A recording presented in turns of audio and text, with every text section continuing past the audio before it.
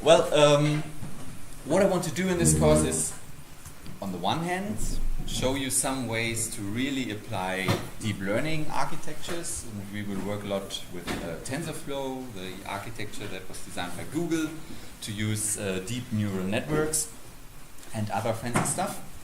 And the difference between just talking about deep neural networks and applying them is quite big.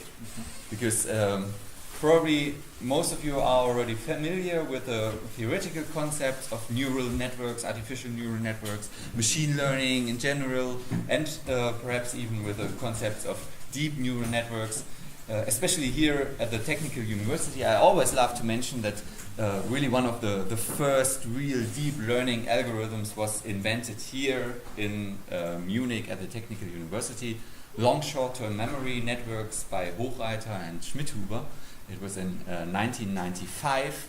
No one did understand it, what they were doing. No one thought it was useful anyhow, because there were no computers that could do this. And today we can run long short-term memory networks on our laptops, and this is pretty amazing. And for example, every time you type something into Google and you see that Google makes some auto fill of what you're typing. This is actually a long short-term memory network that is used to do this. Yeah, so, and it's already an example of text as data. And this is the second part of this seminar. We want to focus on text as data. And this is quite demanding, because all the big breakthroughs in deep learning and machine learning in the last years, they have been in the area of computer vision. And there are some good reasons for this, because when you're working with computer vision, then you have very, very huge data sets. Because normally you just take every single pixel of a picture as one variable in your model. And then you have, 2000 by 2000 pixels or something like this, and you have 30 frames per second and a video that is 5 minutes long. Then you can imagine you have really a lot of data. And deep learning algorithms are very, very strong in identifying in this messy and unstructured data like video data to identify patterns and to use this for very cool things like face recognition, classification of pictures. Is this a dog or a sheep or whatever? Even summarization of pictures. So you put in a picture and the computer tells you what is on the picture if it's trained in the right way. Really amazing things that have happened in the last years. And many people now think that the next big area where we will apply deep learning on a huge scale that will bring us to totally new interesting use cases will be language. And so Google, for example, is really they just announced that they think the next big breakthrough in deep learning will be in the area of language. And language is it is messy as well. We have tons of data, of course. The whole internet is somehow based on language. We can now transfer even spoken language to text and then analyze the text. So it's more or less an endless database that we have that we could use for this. And we will see that the structure of texts is somehow very different from the structure from videos or pictures.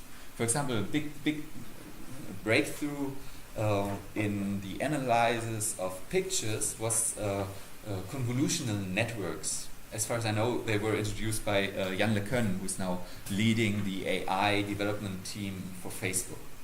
And the idea about convolutional networks was that you're not taking any single pixel of a picture, but you are mapping the pixels to clusters from the beginning. So you're altering the structure of the data that you put into your network. And we will do some very similar things with text as well, because with text you will see, of course, the order of words in a text play a very strong role for the meaning of the text. So the problem is, what we have to do and what we have to invent first, well, we don't have to invent it, it's already invented. There's a big research program area, whatever, about computational linguistics. But this is what we need, because we have to find ways how we can represent text as data. Because the computer in the end is just working with numbers, nothing else. With pictures it's quite easy. You have the color value of the pixel. At first everyone was turning all the pictures into grayscale pictures, then you had just one value. Later on the models got more complex and you use the color values on different color channels, which led to a more complex data structure. Then you're working with tensors and not with matrices anymore. And we will do something similar with text in the end.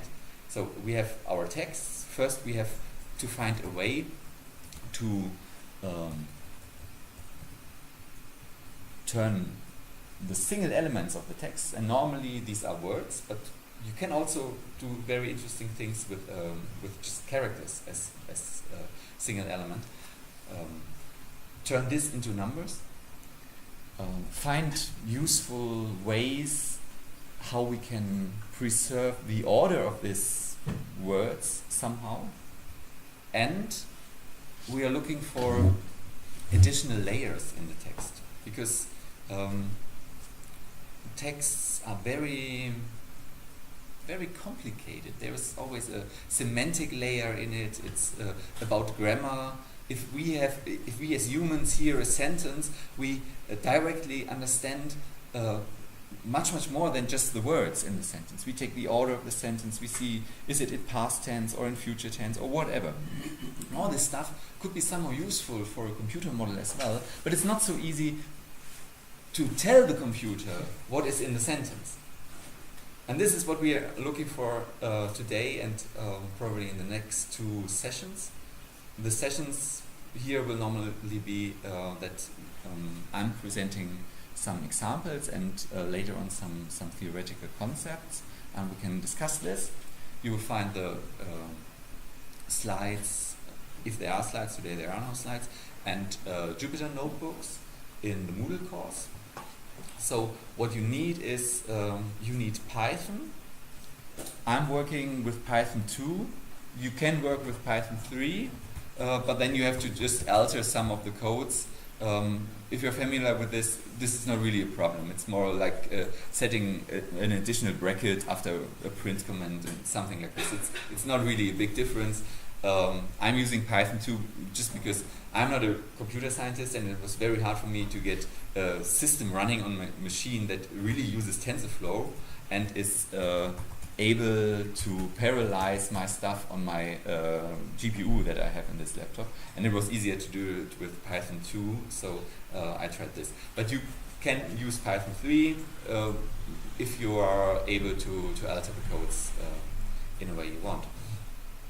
You will have to use later on TensorFlow, so you should get a good installation of TensorFlow on your machine. And if you have any kind of CUDA GPU at home or whatever, it is very advisable to have a system with TensorFlow in the GPU mode installed, because you really gain a lot of speed if your GPU is installed. There are a lot of tutorials in the internet how to install your GPU system and so on. Please. I think we also have some GPUs in the computer hall.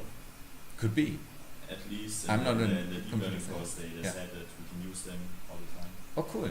I didn't know this. So it would be very, very interesting for me if you could perhaps next week present this a little bit, because it's really interesting for me. I'm not...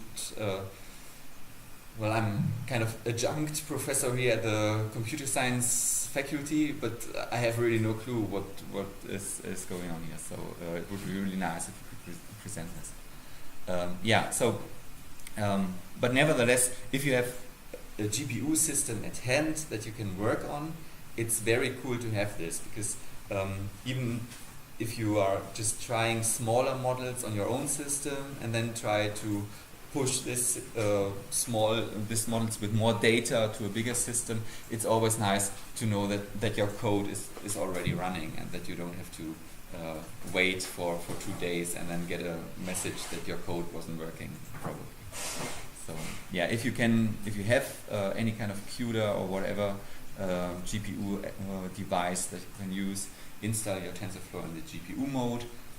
This is really cool and helpful. This is the hardware stuff. Good. Then perhaps you have some questions.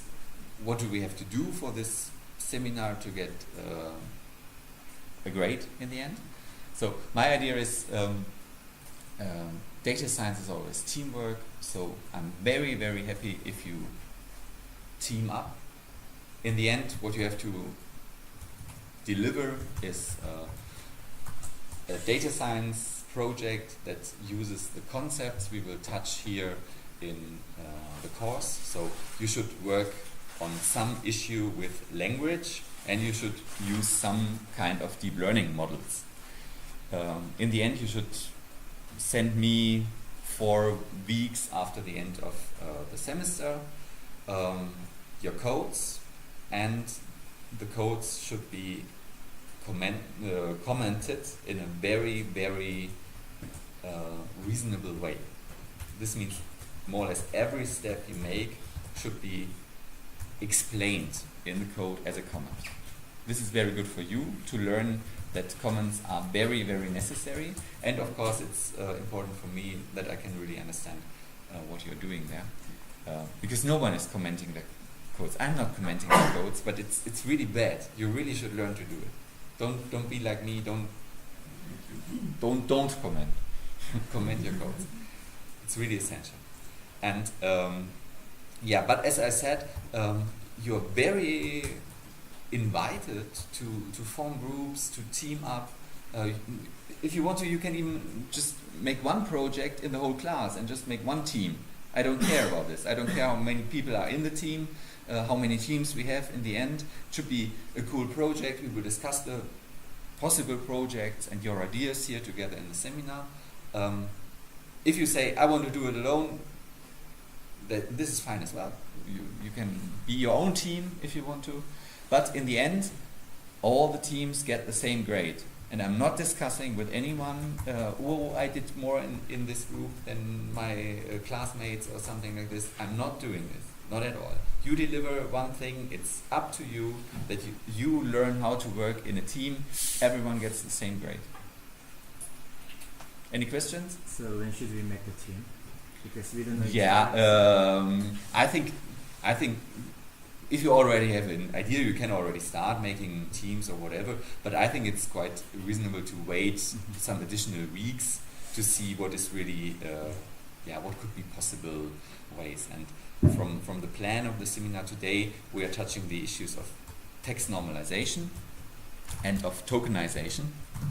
And we will start with tokenization, by the way, and not with normalization. And next week is a holiday, but then the week after this, we will go deeper into real concepts of computational linguistics, computer linguistics, like post-tagging, position of speech tagging, and things like this. And then I'm not sure, because I never did this course before. I really have to find good ways for this. Probably in the 3rd or perhaps in the 4th session, we will start applying TensorFlow deep learning models and explain a little bit what deep learning is. So the first sessions are not really about deep learning. They are about language and how you can analyze language with Python. And when is the deadline for? The deadline for the project is 4 weeks after the end of the seminar. So I think the seminar ends first week of February, I think, but I'm not so sure. So it will be first week of April, March. Yeah? Are you ready? Shall we start with the real stuff? Is every session recorded as well? Yeah, I will try to, but sometimes I make mistakes. My plan is to record every session and I will put it on YouTube and on my blog. So you can go through the records at the end, but it might be that something goes wrong, that I forgot to charge my smartphone or anything, and then there is no record, so it could be. But normally it works. Good. Anything else? Very fine. Okay, as I said, what I'm presenting here is based on the real cool book here, Text Analysis with Python, as you can see over there. And I really think this is one of the best text analysis books on the market. At least I didn't find anything better, so this is something I can really recommend to buy if you have money or to get it somewhere else. And there is a GitHub repository that is linked here, and the codes I'm presenting here are more or less, not exactly in some parts, but more or less taken from this GitHub repository. So the credits for everything I'm presenting here goes to Mr. Saka and not really to me. Just to have this clear. Okay.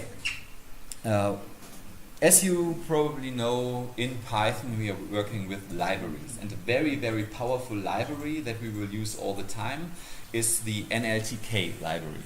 NLTK is a library that is developed in Stanford by the computer linguists in Stanford, and yeah, you should install it, and you should do this. When you run it the first time, you have to run the command in Python. I think it could give an issue if you run it directly out of a Jupyter notebook.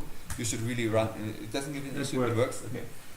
If you run this command, normally you will see additional window popping up, and just download everything. Just click on download all, and then you got all the models. It's not so big, it's I don't know, some gigabytes or so, but then there are a lot of texts already in this, and a lot of different models like tokenizers, like post-tagging models. So yeah, just download everything, and then this notebook now should more or less work for you.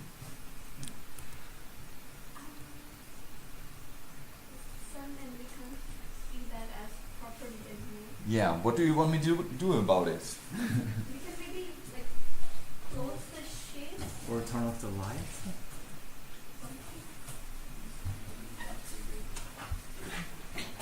Yeah, that's better. So, okay, as I said, we just import the NLTK package, and then from NLTK corpus, which is a sub-package, we import just now for presentation the Gutenberg corpus, and this is a corpus with a lot of texts in it, and it's a standard corpus that is used very often for any kind of text analysis. For example, you find the whole text of Alice in Wonderland in this corpus, and this is where we have here some examples. And I also added additional text, yeah, just to see, just to show that, of course, you can just enter any kind of text in Python as long as it is in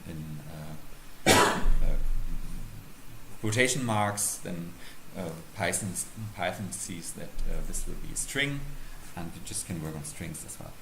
So some simple things you can do. We have now our element Alice, and Alice has a length of 140 characters. Sorry, I thought you were in the Hochschule für Politik. Oh no, I'm sorry for this. Seriously? Yeah. So, I'm sitting place. Yeah, the room is a little bit small, but we will come over there. So what you see now is you see the length of the text Alice, how many characters it has, and we also could print the first 100 characters, and then you see it's here Alice Adventures in Wonderland, and so on and so on. So I think this shouldn't be troubling for anyone. What we are doing here, this is quite interesting. We have what we want to do is we want to tokenize the text, and tokenizing means now the text is just, as you can see here, it's just one very, very long string, and now we want to tokenize it, which means we want to first identify sentences in this text and have a one object for each sentence, or list of sentences what we want to have. And then we want to tokenize the sentences so that in the end we have a list of sentences, and the sentences are by themselves a list of words. This is what we want to reach in the end. And NLTK comes with a predefined sentence tokenizer, and now we can just run this sentence tokenizer on our text Alice or on our sample text. And as you can see here, this is just to give you some outputs. Yeah, now we can say, okay, in our sample text we have 3 sentences, and you are probably familiar with the Python language. So the bracket, this kind of bracket always means that we are looking at a list. Lists are in these brackets. If you have the brackets like this, it's a dictionary, and if you have normal brackets, it's a tuple in Python. So here we have a list, and the elements in the list are separated by comma. So we have 3 elements in the list, and we see the tokenizer really found out of the text the 3 sentences that were in. We can do the same with Alice in Wonderland and print the first 5 sentences. And here again you see that it works very, very well. It's not so difficult for a computer to identify a sentence. Yeah, you just have to look for in the end, and we will see this in some minutes. You just look for a word that is followed by a dot or a question mark or whatever, and so on. And this is normally how you identify the end of a sentence. That was my question. Yeah, but we will see more closely what is going on in tokenization just in a minute. So one thing, I think if you would run this in Python 3, you wouldn't see this U here. U here just means that this element here is coded in Unicode.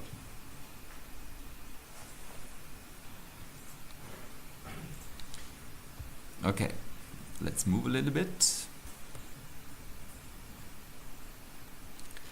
One thing that is quite cool about the NLTK package is that you have tokenizers for different languages as well. As you can imagine, it matters what kind of language you have. And here as an example, we took from the NLTK corpus again some, it's called European Parliament texts, and these are the protocols of the debates in the European parliaments. And from this we are taking the German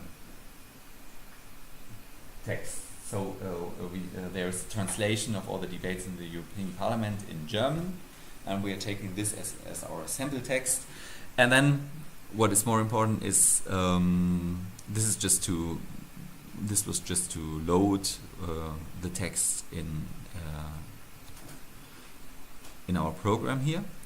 But now we change our default sentence tokenizer.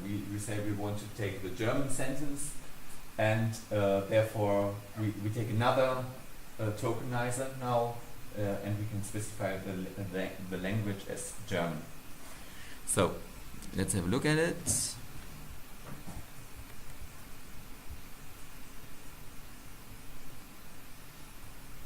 And what you see is, what we used is the so-called punked tokenizer. And now you can see a little bit more clearly how it works. So quite interesting are these parts. What you see here is that the tokenizer is taking all the punctuations as a single token. And this might be useful or not. This depends what you want to do. So normally it's very useful because otherwise wieder aufgenommen, comma would be a different token from wieder aufgenommen without a comma. Normally you don't want this. Normally you want that punctuations are tokens by themselves, or that they even are removed. We will come to this later.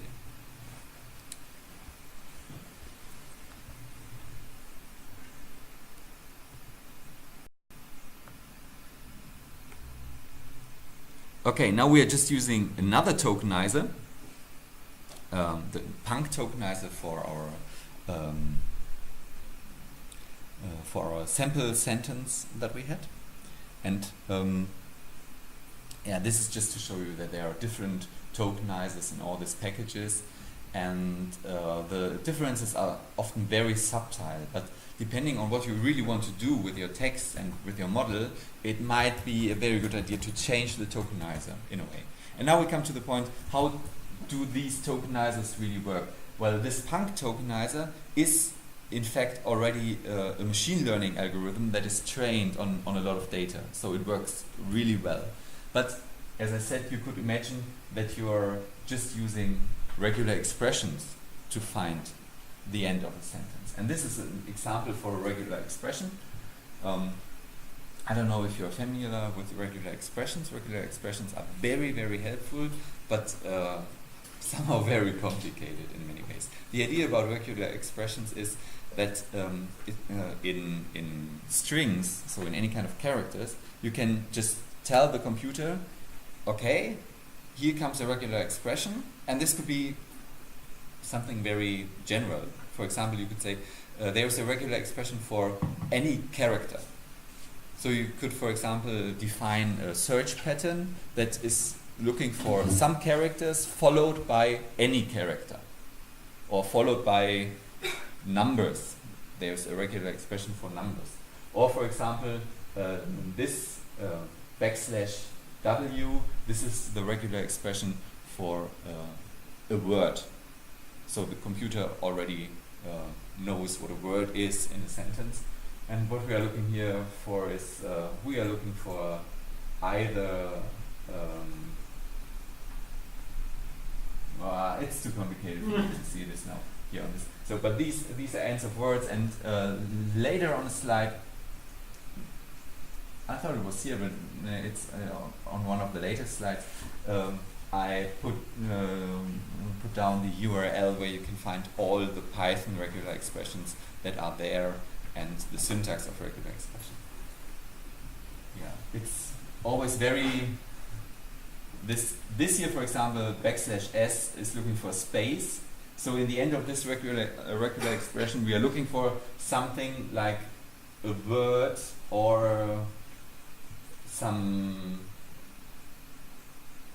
big, some upper letters or lower letters, followed by some kind of punctuation, and in the end there should be a space. So this is more or less what this regular expression is looking for. And if we use now our self-made tokenization algorithm, yeah, you see it works quite well. But now, for example, we have this problem that here, language, expression mark. This is one token. So we have the expression mark together with language. And this might be useful, might not be useful. It depends. Next topic is word tokenization. So we have the sentence, the brown fox wasn't that quick and he couldn't win the race. Whatever this means, I have no clue. But normally especially in computer linguistics, they use very silly sentences. I don't know why. Perhaps it's some kind of computer linguist joke that I don't understand. I have no idea. Originally, the sentence about the brown fox, the quick brown fox, I Mhm. remember, is because every letter appears in that sentence once. Great. I was wondering all the time, what is this with a quick brown fox? Why do we need this? But this is a very good explanation. Thanks. I think the original, the quick brown fox jumped over a bunch of them. Yeah. In German, it's about a taxi driver or something. Yeah, So it's a- Franz rast im bla bla bla taxi. Yeah. Okay, I didn't know that this was the English equivalent to this. Yeah, again, tokenization using the NLTK package is very, very easy. We just choose our tokenizer and we take the standard word tokenizer and we can just use this function that we have defined here, give him the text that we want to have, and we will get exactly what we want. We get a list with elements in the list, and the elements in the list are now our words. We can do, of course, the same with the regular expression. Here I got it. Here you got the URL to regex syntax in Python. And this, for example, is a very simple regular expression. This R means we have a regular expression, then comes a string, and the string contains the regular expression, and the regular expression is \w plus. Just this means we are looking for alphanumeric characters, so anything like A to Z or numbers without any space. This plus means as much of this thing until something else comes. And because we have we have alphanumeric characters, the only thing else that could come would be a space or a punctuation.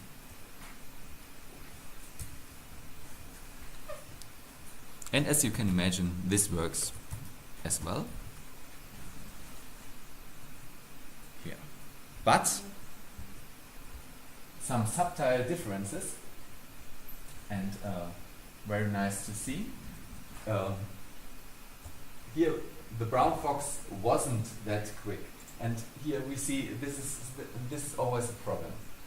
Was is one token, and here the word tokenizers takes "ment" as a second token, and our regex tokenizers will take "wasn't" as a token and "t" as the next token, because "wasn't" was separated by a punctuation.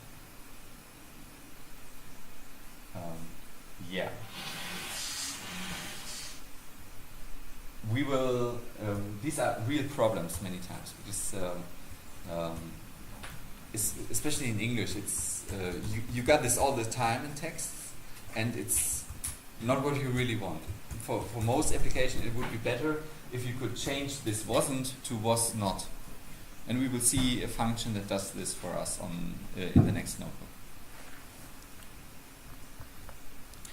Okay, we can use we can build our own tokenizers. For example, we could not look for words, but we could look for spaces. And then, especially at this part, so this regular expression is just looking for one or more spaces. And this is used. And this, of course, keeps "wasn't" as one token.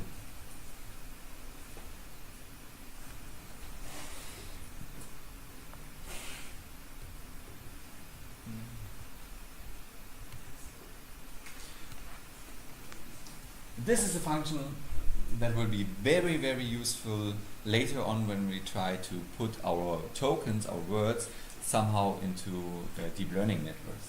So it's very cool that we get directly from our tokenizer the indexes of the words.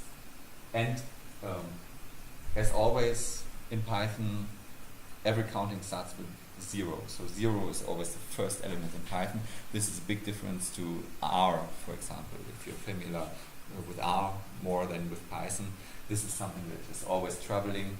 The first index in any list is 0 and not 1. yeah, that's it more or less. Yeah, just a moment. Okay, Why are the indices paired? sorry. Oh, okay. No. This is a tuple. So what we are printing the word indices, and the indices are the object is a list, and the elements of the list are tuples, and the tuples contain the start of the word and the end. So the next is then, of course, the next character in the sentence is then 4 and so on. The third element of the list is a space, right? Sorry? Third index of the list is a space? Or Exclusive, I think. Not inclusive. We have 0, 1, 2. and Exactly, yeah. And third is the space, okay. and then the next is B. Yeah.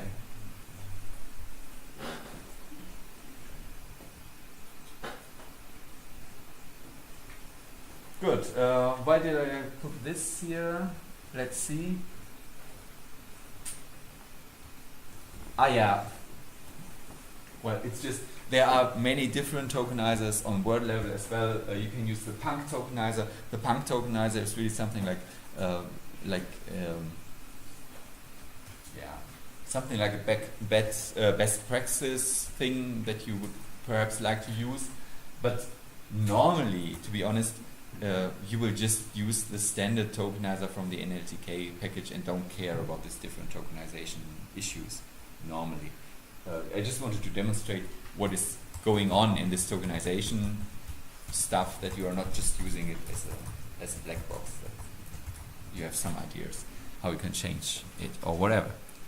Let's turn to normalization. This will be more interesting, to be honest.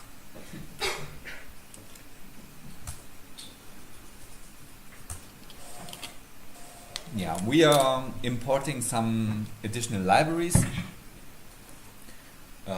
Nothing special except NLTK that we already had. Re is just the library for regular expressions. Some minor helper libraries.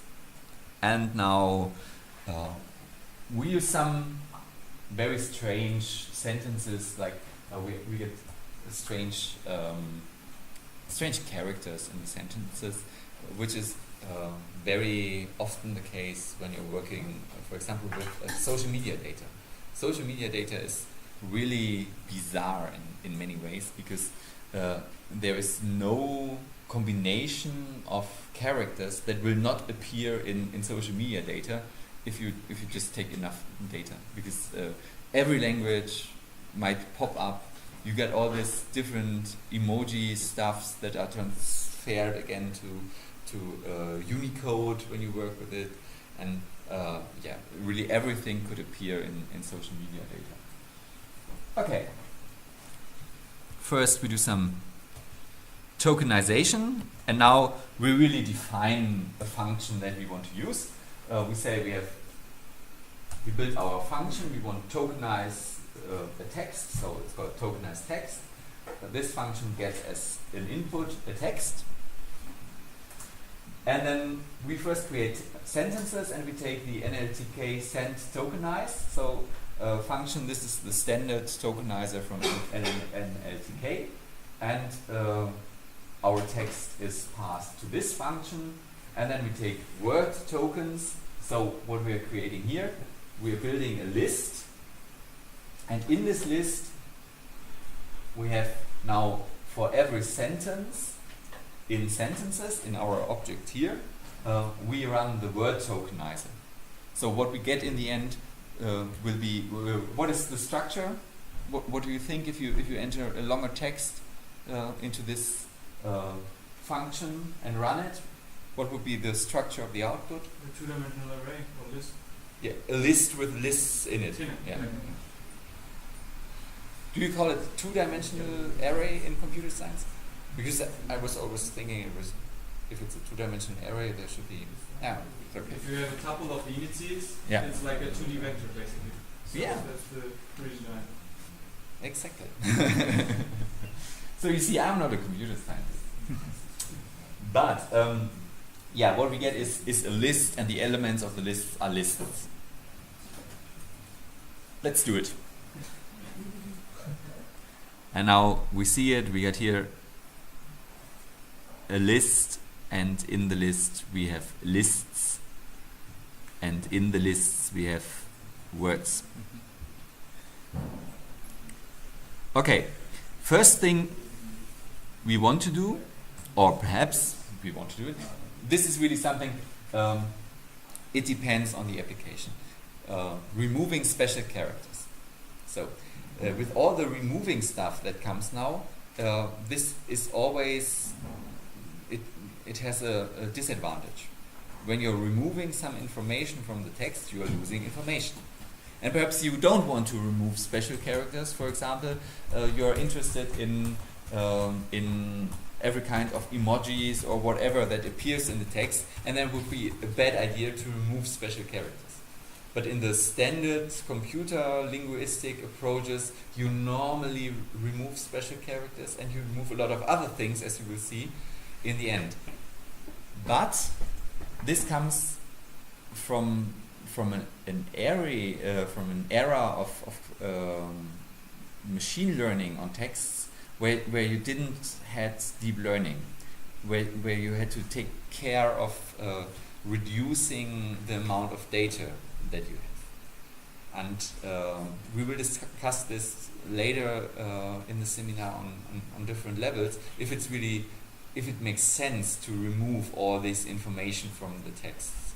Because our algorithms now that we want to use with deep learning, they are capable of dealing with all this information, and therefore perhaps it's not a good idea to remove too much information in the beginning from the text. But all classical approaches, like the big class of text mining approaches that is normally used, everything from just printing word clouds to topic modeling is based on a quite simple approach where the order of the words doesn't play any role. It's called back of words approach. So you just take all the words that are in your document and count how many times the words appear in the document. And these are the numbers the computer can deal with in the end. But the whole order of the words disappears. Very important information disappears. And in the beginning, or in the beginning, 5 years ago, it was very, very hard to run these kind of models on huge data sets, and therefore it was advisable to reduce the information. So normally in this back of words approaches, you throw out special characters. You throw out so-called stop words, words that appear everywhere in the text but don't have so much meaning. There are things like inverse term frequency removal, so that you're looking which word appears very often in all the documents, then perhaps it's not so important for me, I leave it out, or which word appears very only in some few documents, then it might be very important to differentiate between the documents. Or you just throw out every word that appears in more than 90% of the documents, and so on and so on. So there are many classical approaches to remove information from the text even before you start analyzing it. And we will see later if it's so good for what we want to do to remove this stuff. But it's first of all, it's good to know that you can do this, and in many cases, still it might make a lot of sense to remove information. So removing special characters. There are two different approaches. You either can remove special characters after tokenization or before tokenization. And as we have seen in the first notebook, special characters are somehow tricky to tokenization, so you can imagine that your results might change if you decide to remove the special characters after or before tokenization. Again, there's there's no one good way or another, but you just should be aware that it matters if you're removing special characters before tokenization or after tokenization. And could you briefly explain how deep learning works regarding such kind of the removing special characters? Because you mentioned that if we use deep learning algorithm, then we don't use such things. So it doesn't mean that we are necessarily not removing special characters in deep learning. But if we are not removing special characters, we get a lot of additional tokens. Every special character, as you could see over there, the @ sign was identified as a token. Yeah, this could be a problem for your memory, because then you have much more tokens. And even in deep learning this can be a problem, because in the end you're working with high dimensional tensors and many elements in this dimension. So if you're not removing special characters, your data is growing, and this might lead to computational issues, even in deep learning. But deep learning was made to work on very high dimensional tensors with a lot of elements in each dimension, so it could work. And especially if you're working with social media data, for example, you probably don't want to delete the @ sign and the hashtag sign, because these are more or less the most important special characters in social media data. And if you're removing this, you're losing a lot of information. Or if you're working on some kind of data that is really about emails, and you want to identify emails in texts or something, then of course it doesn't make sense to remove the @ sign. But it depends on what you want to do. Yeah, our function here is more or less straightforward. What do? We remove after tokenization. So we create our pattern. What do we want to remove? And for this we use a filter that then filters our texts over this pattern. And as you can see here, we take our tokens. So the level on which this filter runs is the tokens, and then we get the filtered list. And these are now our tokens, our already tokenized words. Here, for tokens in sentence tokens, this is what we give into our filtered list. And as you can see here, we have all these tokens without any special characters anymore. You could do the same and remove the special characters before tokenization.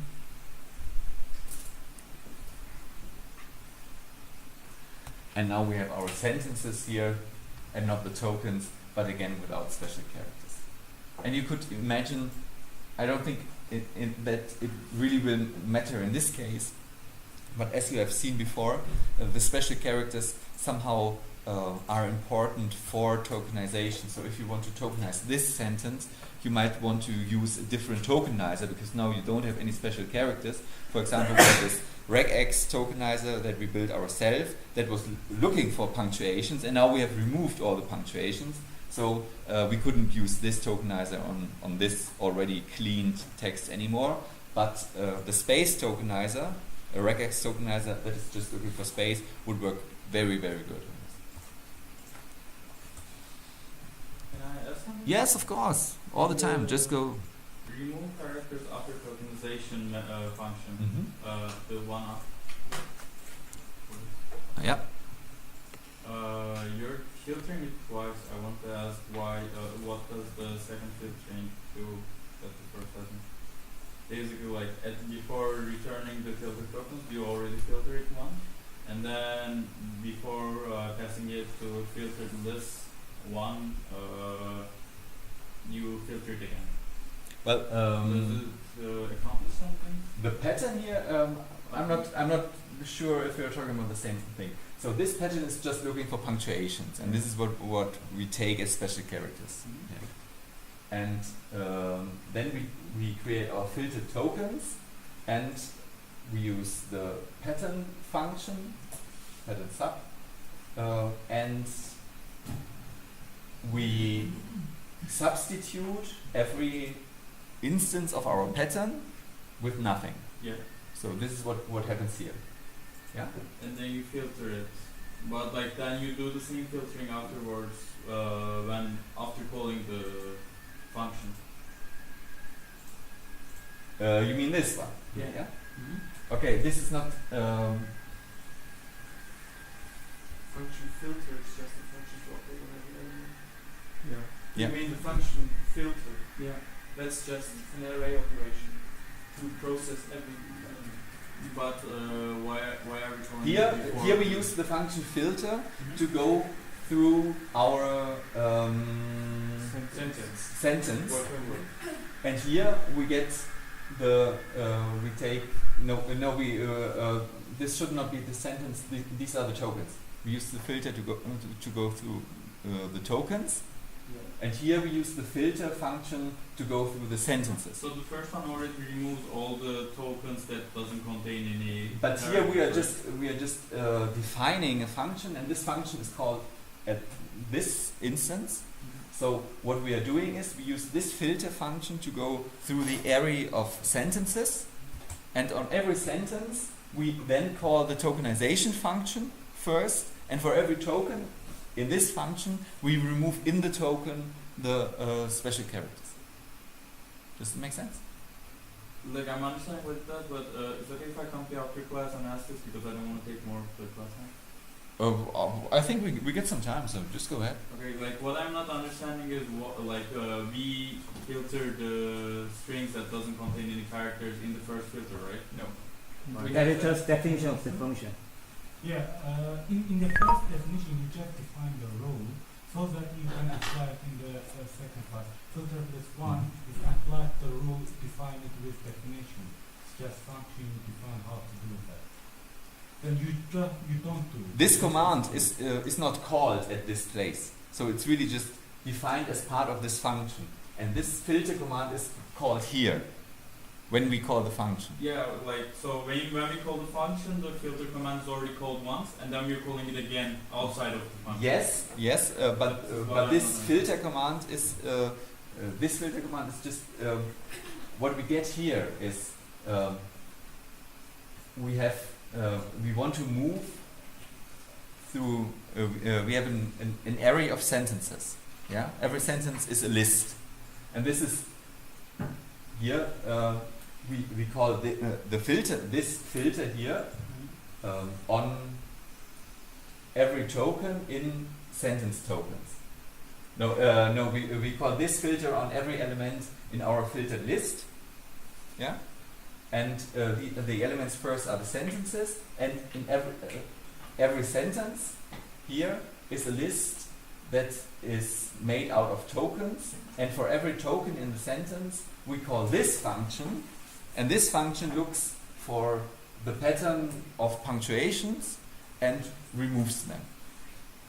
So it's we are first tokenizing the text into sentences and the sentences into tokens, and for each token the real substitution, what the real filter is just called once, it's not called twice.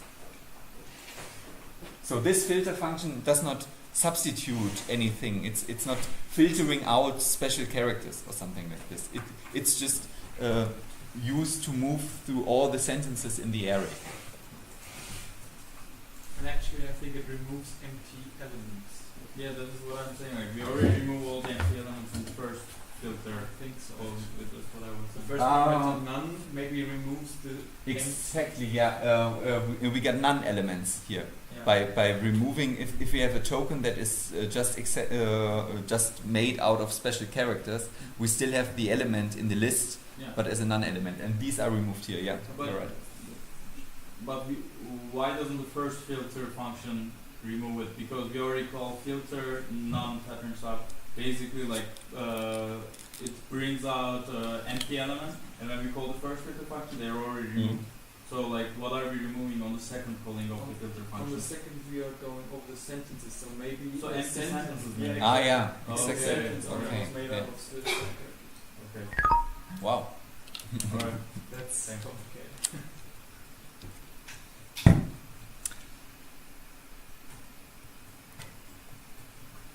Oh, I just see I have to get some power to my laptop, otherwise we are lost. No, just me.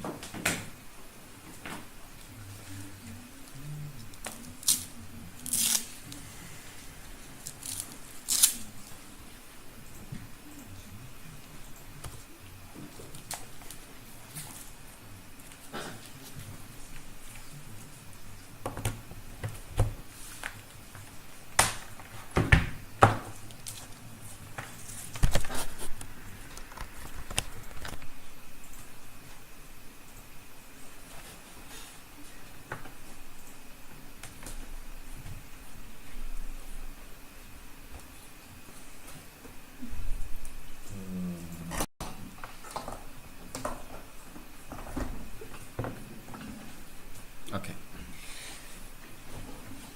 Good. Cleaned corpus. Yeah. Okay. This was just this. We removed now in every sentence the special elements. Expanding contradictions. This is what I was talking before. So a very easy approach to expand contradiction is just to take a list of all possible contradictions and more or less hard code it and run this list over your words, your sentences, and replace shan't with shall not, or ought not have is the replacement for oughtn't, and all these things, madam, and so on. So yeah, there is, if you want to do it more advanced, there is also a Python package called PyContraction. You could check this out, but I just took this map and stole a very simple function that is using this map to run it on the contradictions. Contractions. So what does this function? Yeah, you get again our patterns from our contraction map.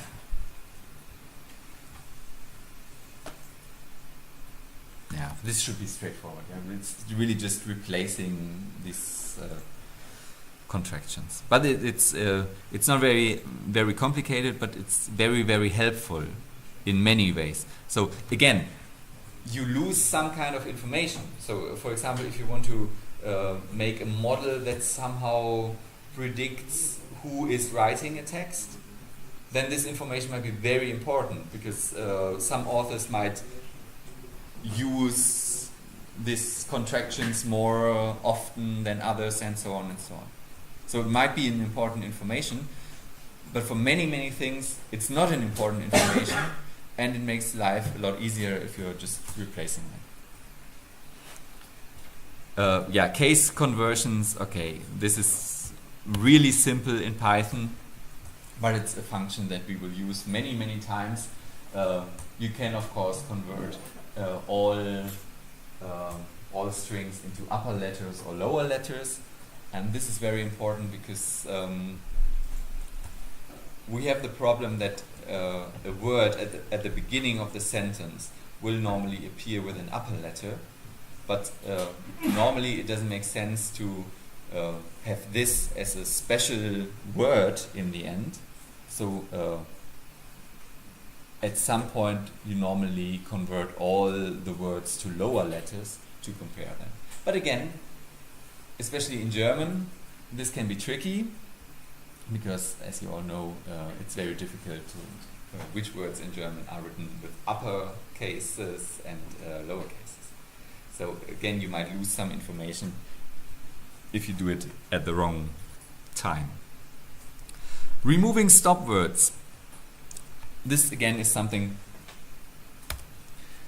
that was used as more as standard procedure in all text mining applications because you wanted to reduce the number of words that were in your dictionary in the end. And I just printed you the normal list of English stop words, and these are the words that are reduced. So I, me, my, myself, we, our, ours, so, then, to, very, and so on and so on. The idea was, behind removing stop words, that these words don't contain so much useful information for the things we want to do with it later on. Today I'm very skeptical if it was ever a good idea, because it's not true that these words don't contain information. Of course, again, it depends on what you want to do. If you sometimes it even makes sense just to concentrate on nouns that you found in text. So you could just, we will come to this in the next session, use an algorithm to identify the nouns and just work with them. Sometimes this is okay. But for many things, it's quite important if something should be done or could be done. This makes a huge difference in many cases. Yeah, actually, in the first sentence, the whole sentence is inverse because the wasn't is missing. Exactly. Yeah. So it's it has been a standard procedure, and again, this means when you're looking at scientific journal articles, you always should have a very, very close look at what is done, what kind of pre-processing is done. Because you have so many different possibilities what you can do. You can remove stop words or you don't remove stop words. And this might lead to totally different results in the end. And to be honest, most researchers are not very transparent in the pre-processing they have done. This is because most journals don't want to spend lines in the articles about pre-processing. That is more or less a standard procedure.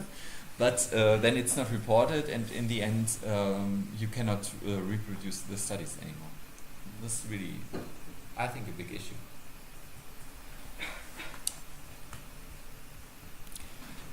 Yeah, now comes a very interesting part. Correcting words. Especially when we work with huge copy of data, especially social media data. There are many words that are not spelled right in the corpus.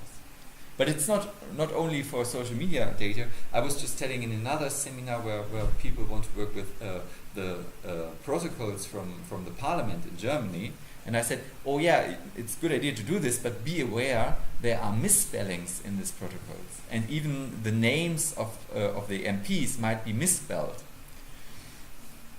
And you can imagine, for us as humans, it's not a big problem. We get the meaning of the word anyhow, even if it's misspelled, most of the time, at least. But for a computer, it's a totally different word if just one character is changed. So the computer has no way to identify what was meant with this word. And this can lead to a lot of troubles. One thing that you might want to remove, again, depending on your goals and on your data, is repeating characters. And we have a nice sample here. My school is really amazing. I was writing a message like this yesterday when Dortmund was scoring again, and I wrote Tor. So and perhaps you want to remove this from the data. How can you remove this? This is a very, very cool thing. We import WordNet at this. WordNet is we will make a whole notebook on WordNet at one part in the seminar. What is the WordNet? The WordNet is a semantic dictionary that is really, really cool, especially in English. I think it's only in English, which is a problem. First of all, it's a dictionary, and here we just use it as a dictionary. We are just looking for, it has more or less all the words of the English language with a definition, and we just use it to see if our words that we are looking for are already contained in this dictionary, and if not, we remove one of the characters that was repeatedly many times, and then we check again if it's now in the dictionary or not. But this WordNet really contains a lot more. For example, you can use the WordNet to identify more abstract features of a word. The WordNet is really a graph structure. So, for example, the word intelligence is linked with the word stupidity by a node that is called antonym. So one is the opposite of the other. You have other nodes that are synonyms, so you really can replace words that have the same meanings. There are even nodes like this word is type of. For example, a tree is type of a plant, and plant is type of a life form, and so on. And this gives you very, very meaningful connections on the level of simple words. We will come to this later, but here it's really just used as a dictionary where you can be sure that all the words are written in the correct way, in the correct English way. Because this whole WordNet was done by linguists, so it's not a computer science thing or so, but it was really carefully made by linguists and try to find these connections. Yeah, what the function does, I already explained it. In simple words, we are just we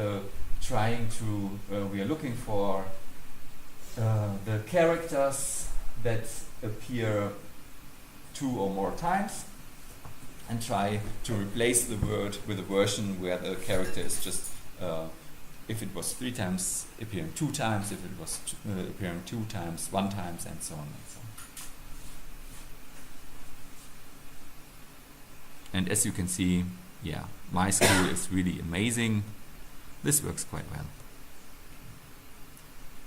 The most demanding task is correcting spellings, automatically correcting spellings. And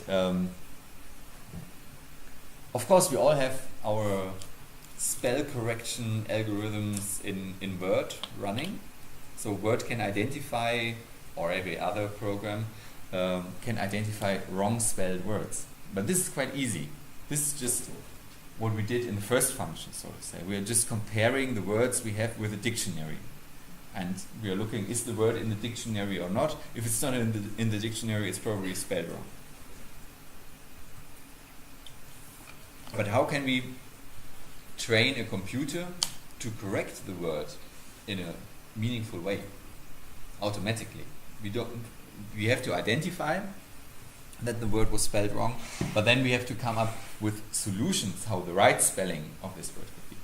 And Peter Norvig invented a very, very cool algorithm to do this, and Peter Norvig is the name you should definitely remember later on, because he's one of the big brains in artificial intelligence, and he has wrote the more or less the standard volume on artificial intelligence that is used everywhere in all the universities all over the world. And what you see now is an implementation of the Norvig algorithm for spell correction. We need an additional library, collections. Okay, what are we doing? First, we have our tokens function, and the new thing here is we are converting our text to lower.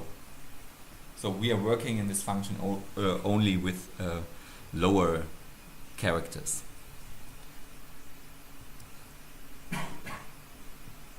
And then we need a kind of dictionary where we find all the possible spellings of words. And what we are using here is a file called big.txt that is used by Norvig in his algorithm. And you get a link over there where you can download the file. It only runs if you downloaded the file first, of course. So what are we doing? We're just tokenizing this big txt file, and it's a combination of different standard algorithms like the Gutenberg algorithm, the Gutenberg copy that we already used, and some other stuff. So it's more or less really a big text. But it's quite interesting if you are in a special domain and you have some text where you are quite sure the words are spelled correct. For example, you could take or you could add to a file like this other files. If you're working on German members of parliament, you, for example, just could add in the end of the text the names of the members of parliament. And this will increase your accuracy later.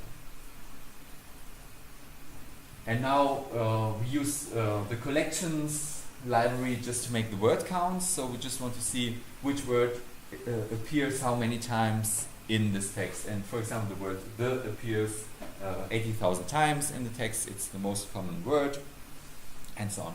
Why do we need this? Later on, when we make our transformations of the words, there might be several candidates for right-spelled words.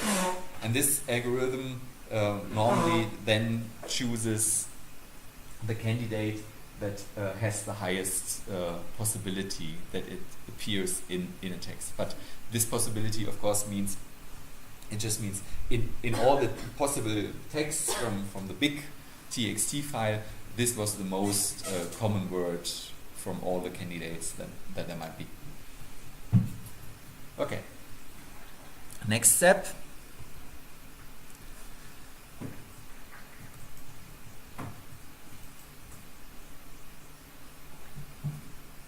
Yeah. The first function is quite silly. It doesn't do anything.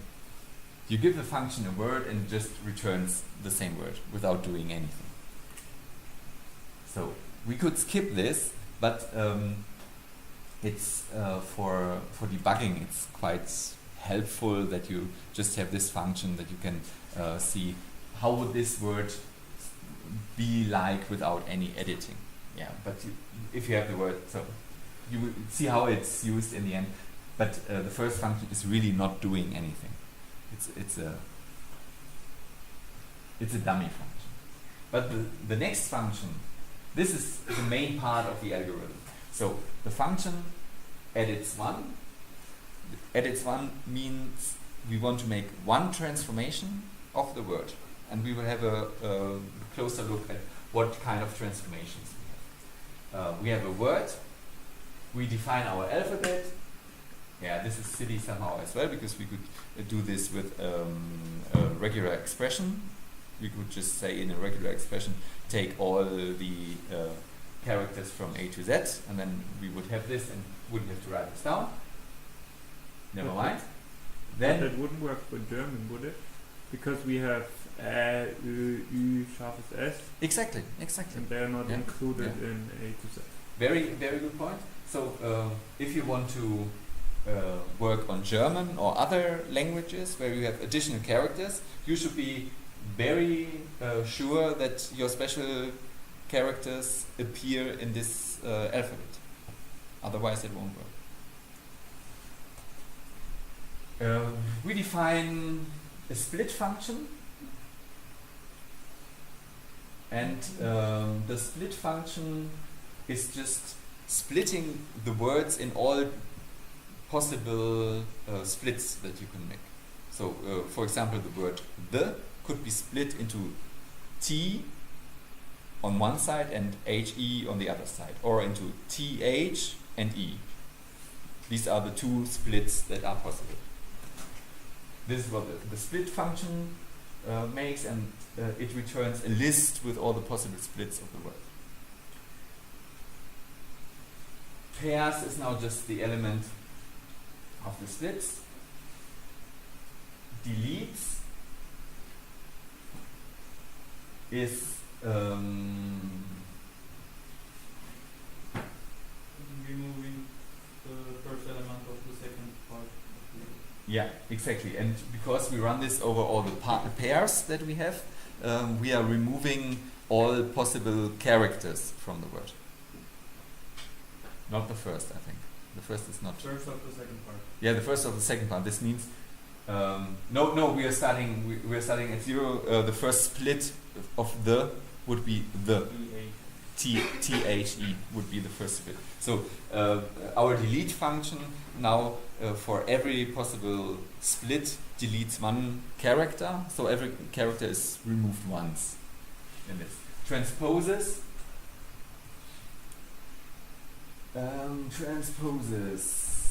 Flips first and second letter of second part. Exactly. And replaces, puts in every letter of our alphabet between the splits.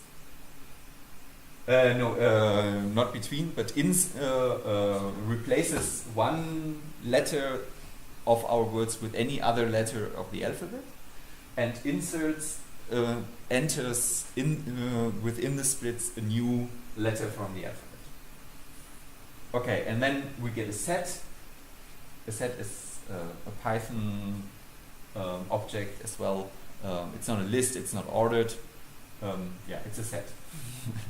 And removes any additions. exactly, yeah. So every element in a set only appears once, and it is not ordered. And the set is created out of all these different functions. So we delete, transpose, replace, and insert. And then we have edits 2 as the next function. And what we are doing is we are just running this function a second time.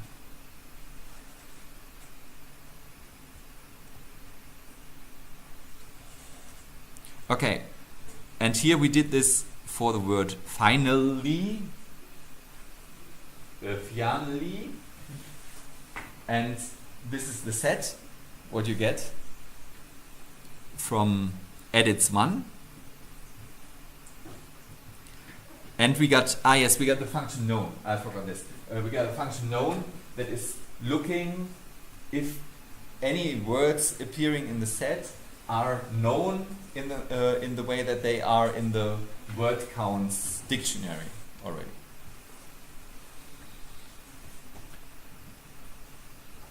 So here you see all the transformations we made for this single word, and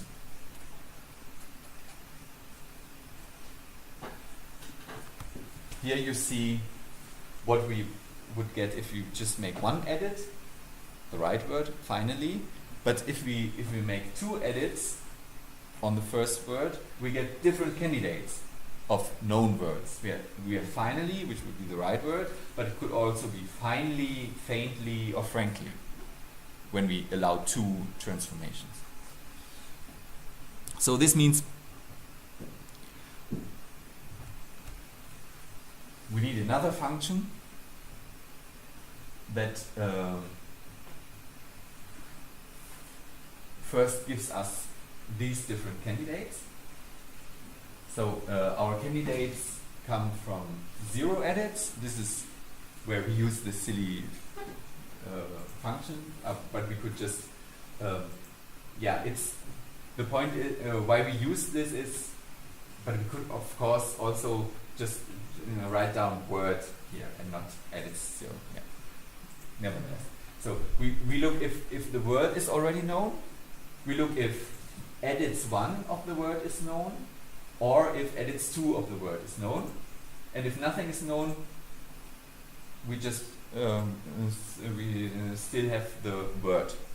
And this is what we get as our candidates. So by if we use this function on fjernly, we now get as an answer. I think your smartphone is off. Oh no!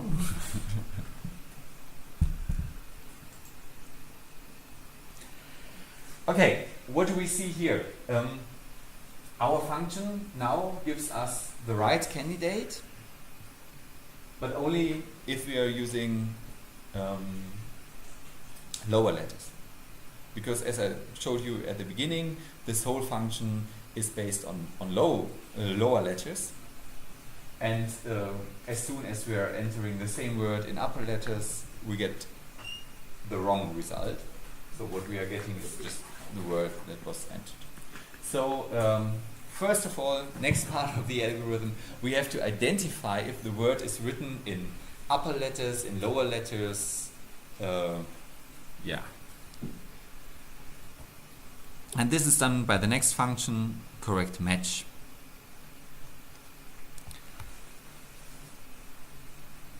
We're just looking, we are transferring the string to upper.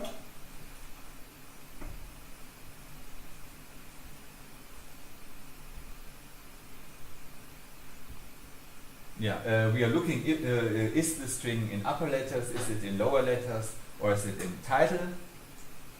And then we know the case, and then we can return the word in the right case.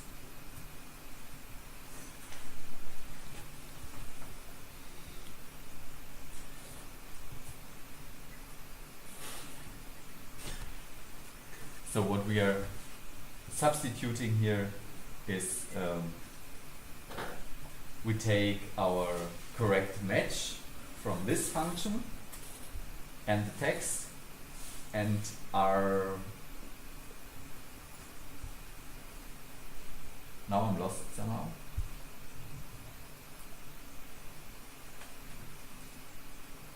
Who can help?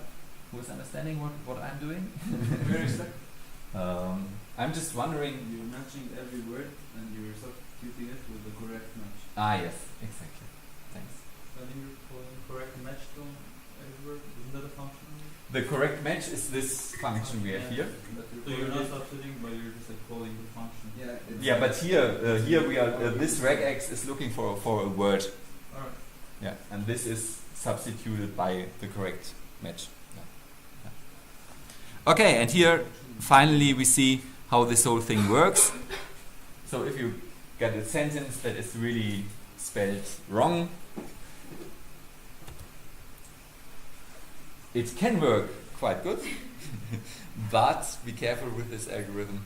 The algorithm will transfer many wrong spellings into nonsense sentences. So it's not clear that the algorithm is always finding the right solution. Of course not. So especially when, for example, at the beginning I said it could be a nice idea just to enter the names of politicians to this big TXT file. Yeah, and it works. But then if you just enter, if you just add it to the text file, this means that these names just appear once in the whole file. And every word that appears more often than once, and that could be made out of one transformation of a misspelled word or of a misspelled name of a politician, would then have a higher probability to show up in the end. Yeah, the algorithm really works very, very good, but it's strongly depending on the input of the data. And, of course, it always finds the most likely solution for the word. It always finds the word that is presented most of the times in your in the text that you wanted to have. Okay. We got some more things, but we're more or less done. Not really. We do some stemming. What is stemming? Sometimes, but again, you're losing information. All this normalization that we are doing here is a loss of information. It can be helpful, especially because text is messy and sometimes things are written in a wrong way or whatever, and you might even get additional information by removing this wrong information. You get a stronger signal in the end, perhaps, if you make it right. But what is stemming? Yeah, stemming is you have, for example, words like jumping or jumps or jumped or whatever, and all these words have the same stem. They are all based on jump. So perhaps you want to use stemming, and there are again different stemmers in the NLTK package, for example the Porter stemmer. which is a machine learning model that was trained to identify the right stem of a word. And as you can see, jumping, jumps, jumped. You get a stem, jump, jump, jump for it. Or lying, with a Porter stemmer you would get lie, which is very cool. And strange would be transferred to strang, which is not so cool. Might be a problem. Of course, you can use other stemmers, but then you have other problems.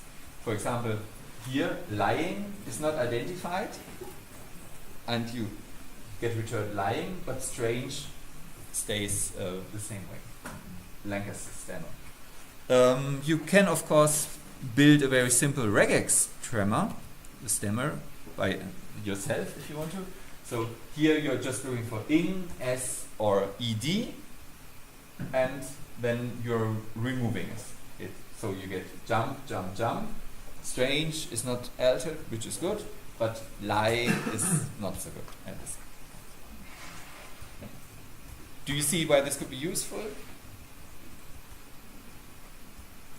Although these jumps actually have the same meaning, but they are treated as different words before stemming. So exactly, and this is again, especially when you're using classical text mining based on back-on words approach, these different forms of jump would all mean that jump is a very important concept in your document, and you would like to give it a higher value in whatever you're doing.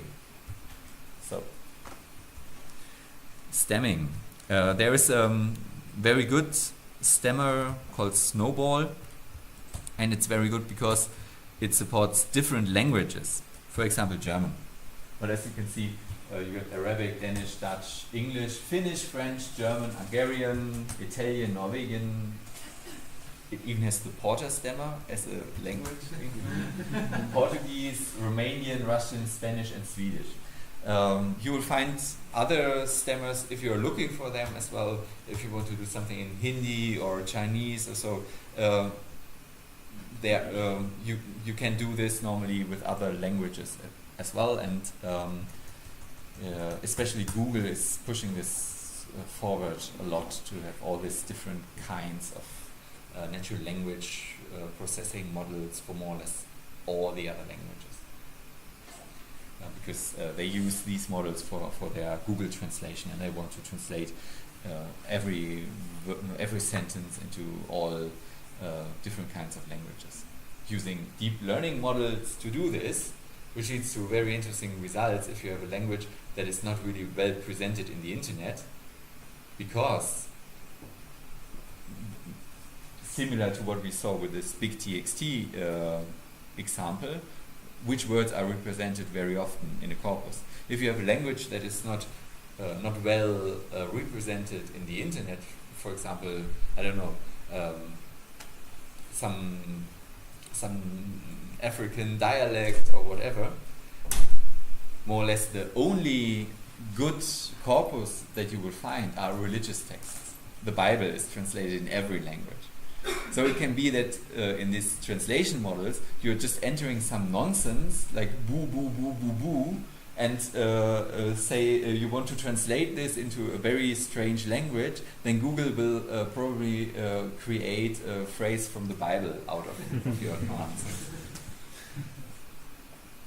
And later on we will understand why, because it's a probabilistic model based on LSTM again, so you Google, the algorithm decides for the first word what could it mean, what could it be, and then it goes on and tests the information of the first word and creates based on what the model was trained on. And if it was only trained on religious texts like the Bible or anything like this, it's very likely that somehow at some point the whole algorithm is captured by a Bible phrase, and you get very strange religious things there.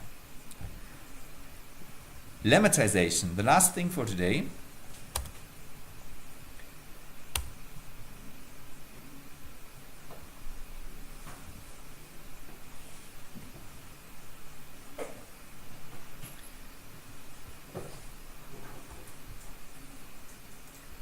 lemmatization and stemming is very close connected, but lemmatization means that you take the lemma of a word is the basic form of the word without any grammatical yeah. So cars, for example, should be car after lemmatization, or running should be run, but also there are ineffective lemmatization. 8, if you're looking for 8 should be eat if you would do stemming, but if you're just doing lemmatization and you say this is 8 is a noun here, then it isn't working anymore. Fancier, if you say it's a verb, it's a problem. So here you have to first tell the computer not just that you want to lemmatize it, but you have to say what kind of a word is it. Is it a noun, is it a word, or is it an adjective? And if you're here, for example, it works. You say 8 is a verb, and then you get eat as lemmata. But if you are saying 8 is a noun, then of course the computer doesn't find the right solution. Yeah. So this was our first input. We got some time for questions. So, what is going to each details next seminar? Or Sorry? what we're going to do for the next seminar? Will we go to details actually? No, we won't touch these again. So I would strongly recommend you to go over these codes at home and really try to understand them, run them, and not just see what happens, but really go into the functions and see how they work, because these are functions, most of them you will probably use in your project in the end. And it's very helpful to really get a good understanding of what is going on there and what can be done with all these kinds. Next session in 2 weeks, because of this holiday, we will concentrate on grammatical structures of sentences. First thing we are doing is so-called POS tagging, position of speech. So it's you get like if you compare text with pictures again. In pictures, in machine learning, we have different layers. We have the values for blue, for red, for green, and in text we have something similar as well. We have first of all just the simple meaning of the words, but we have a different layer telling us, is the word, for example, an adjective, is it a noun, is it part of a chunk, is it part of a verb, phrase, or anything. And there are some very interesting linguistic concepts that I will present next session, together with the tools how the computer can identify for every word in a sentence in what grammatical position it appears. And this is very, very helpful. This is one thing we have to do. I'm not finished with preparing this, so it might be that I cannot really tell. Perhaps we're doing 2 sessions on this, because you can really do a lot. It's not just post tagging. You can chunk texts to see which parts of a sentence belong together, which is very, very helpful in many meanings. But perhaps I'm just putting this into one lecture. I'm not sure about this.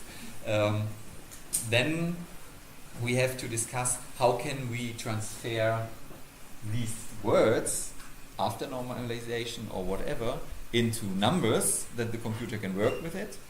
And there are different ways to do this. And one way that we will definitely touch is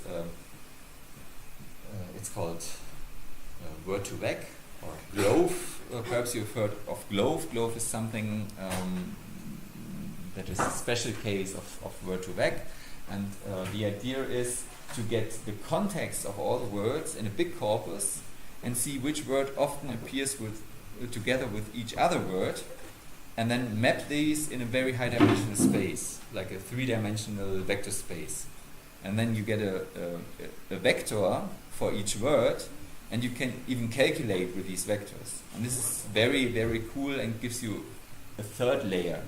So we have our words that will normally, the easiest way to transfer words into numbers is just to give each word that comes up in your corpus a unique number, just to make a hash table out of it. So this is the easiest way you can do, and this is very helpful in many cases. But then you can add other dimensions, like what is the grammar of the sentence, and you can add dimensions what words normally appear together in the same context. And this is word2vec or Glove, and you can calculate with these vectors. Can even do things like, if you take, for example, the vector of university and subtract the vector of Technik and add the vector of Munich, then the computer knows, okay, you're talking about Ludwig Maximilian University. And this is really something, very, very fancy. And it's normally already done with neural networks. So it's not a deep neural network. It's the opposite of a deep neural network. You just have one layer, because the idea is you're just training every word on all the other words that appear together with these words in a one layer network. And in the end, you're just keeping the weights of this one layer network. And these are the loadings for your whatever 300 dimensional vector or what you want to have. So this is the principle. We will touch this principle because it's done a lot today, and there's a big potential that this could be very, very useful.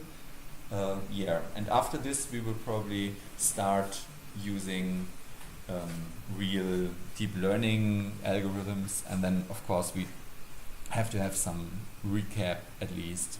What is a neural network? What are deep neural networks? What different algorithms are there? What kind of parameters go into these models, and what do you change if you, for example, change the activation function from sigmoid to relo or whatever. So this is the plan, more or less. And then when we have this, the real interesting stuff comes. Then we can do some classical natural language processing tasks. For example, classification. You have a text, you have labels for the text, and you train your model on these labels, and then you want to enter new text and want to find out which label belongs to this new text. For example, these labels could be persons who have written something. You could make an algorithm that is trained on speeches of Merkel and Hitler or whatever, and then try to identify in a new speech, is it made by Merkel or by Hitler, or how high is the probability that this was a Merkel speech, and so on. Stuff you can do with machine learning. Text classification. One very important point. We will spend some time on this because it's really helpful. The big issue right now is text summarization. This is very hard and very, very cool. You have a long text and you want to get a meaningful short text out of this. We will definitely touch this as well, but it's complicated, and the state-of-the-art models there are really advanced. Attention networks and stuff like this is really, really hard stuff and hard to implement, because it's really, bidirectional LSTMs, attention networks. It's not so easy. So we got text classification, text summarization, and if we have time in the end, but I'm not sure about this, I would love to do something in the area of natural language understanding. And there is a very, very cool data set, and every one of you can have a look at it. And this would be one possibility for a real cool project. The data set is called SQuAD2. It's the Stanford Question Answer Detection Challenge. The data set was made by Professor Liang in Stanford. probably the leading computational linguist right now. He's very, very strong in all this deep learning stuff, but he hates the results. And this makes it really, really cool, because the idea of this question answering squad data set is you get, I think, 10,000 Wikipedia articles, and then they ask questions to these articles. So, for example, you have an article about Beyoncé, and then the question is, to whom was Beyoncé married, or is married, or whatever. So a real question that the questions were brought up by humans, and the task is now to identify the right part of a sentence in this Wikipedia article where this information is. So you get a question and you want to identify the position where the answer is. This is very difficult, and they tuned this data set in a way that it's even more difficult because they wanted to rule out that you are just doing this. For example, if you are asking a deep learning state-of-the-art question answering system a question like which animal, and without even giving more information, this deep learning algorithm will always say dog or something like this, just because it's the most common answer to any question that starts with which animal. Or if you ask how much, then the answer is always 2 or something. And this is not really natural language understanding. This is just probabilistic brute force stuff that works in the background. And to make it more difficult for these systems to answer these Wikipedia questions, they have added additional texts to the Wikipedia articles, but you don't know what kind of text they entered, but it's text that is somehow similar to the question that was asked. For example, I don't know, there's another city explained or so, and but this is only done in the evaluation set. So you submit your model, and they run the model on additional text that the model has never seen, and this decreases the performance of all the deep learning models, as you can probably think of. And then they did another thing. They started asking questions that are not answerable with the information you have in the text. So if in the Beyoncé article, then you are asking something about the President of the United States or so, then you have a question, but the answer is not given at all in the article, and the computer should identify that he is not able to give a right answer. And this makes the whole thing even more tricky. And this is, Squad 2 is one of the big challenges right now in natural language understanding, and it would be really, really amazing and cool if we would come out of this seminar with any kind of model that is able to be submitted in this challenge at all. So, because it's, you can, if you have a look there, you will see it's really difficult, and it's quite huge data set, and so on and so on. But yeah, this would be a nice project if anyone wants to do this.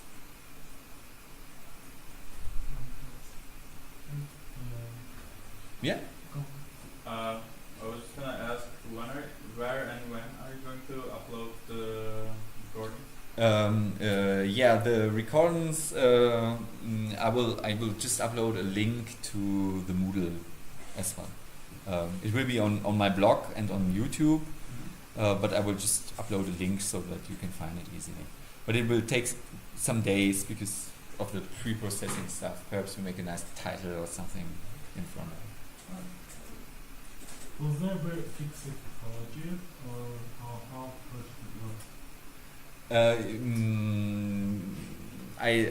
I thought I explained it at the beginning. So every one of you can do whatever kind of project you like, and you can team up in groups, even in big groups if you want to.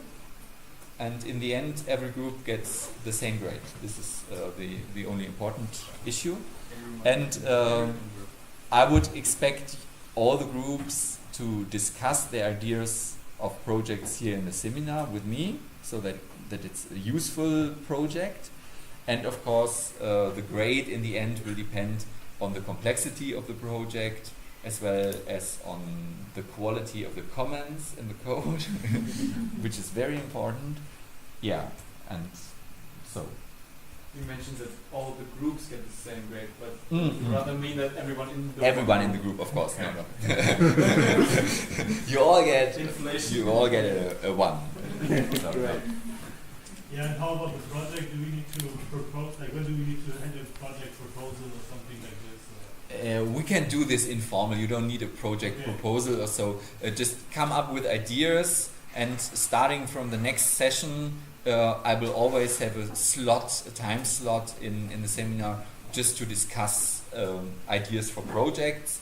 And as soon as you are convinced that your idea is good for a project, you just can start on. Alright. Okay. What should the general direction of the project be? Is it almost? It should be a deep learning project with natural language processing. Yeah. Okay. But what Well, should I'm saying this. Yeah, no, I'm not saying this because I don't want to talk bad about colleagues of you. But it's not clear that you are running a applied deep learning seminar with natural language processing, and everyone is submitting a project that has anything to do with language processing. But yeah. But rather, what should the outputs be? Should we just, like in the most common project, let's say, so process some text and output what exactly? So the result of the project should be a code. Yeah. Should be, you can upload it on GitHub or send me code files or whatever. Should be a commented code. This is the output I want to have. But the output of the program, should it output like a summary, or is that the project itself? well, it should be a machine learning task somehow. Okay, So it could be some task. Okay. And we will talk about this. It could be a classification task, for example. And then you could come up with an interesting project or whatever. There are one thing I forgot. There are very interesting generative models in deep learning as well. For example, I once built a deep neural network that was learning to speak how people speak in the comments of the AfD, and this was. I will present it in the seminar definitely because it's really funny in some way, and it was based on character level. So the program, the model was developing new words similar to words people on the Facebook page of the AfD would use. This could be ideas as well. Yes, you have to use Tensor Flow, and you are not allowed to use Keras.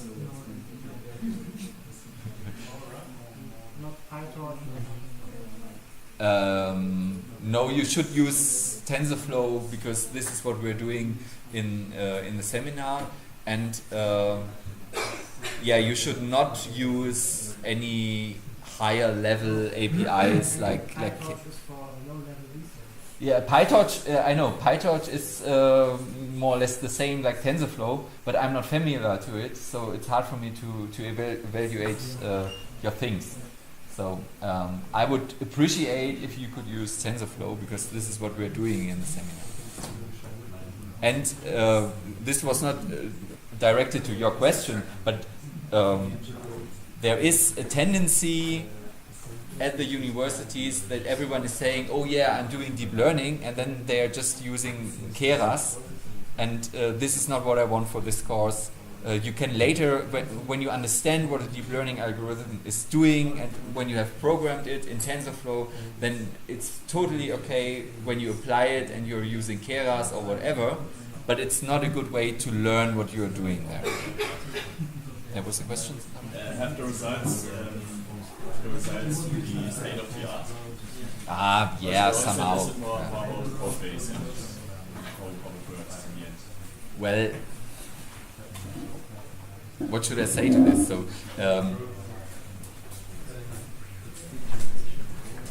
The better the results are, the better are your grades. But this is a university course here, and it's not a Kaggle competition where you can win $10,000 or something like this. So the idea of the seminar is to give you the competence to apply these deep learning models on text. And if you can show that you can do this, it doesn't have to be something that moves science to a new direction. How long do you need here? 1 minute. Okay. Yeah? Everyone fine? Yeah. Hope you had some fun. See you in 2 weeks. Bring the around.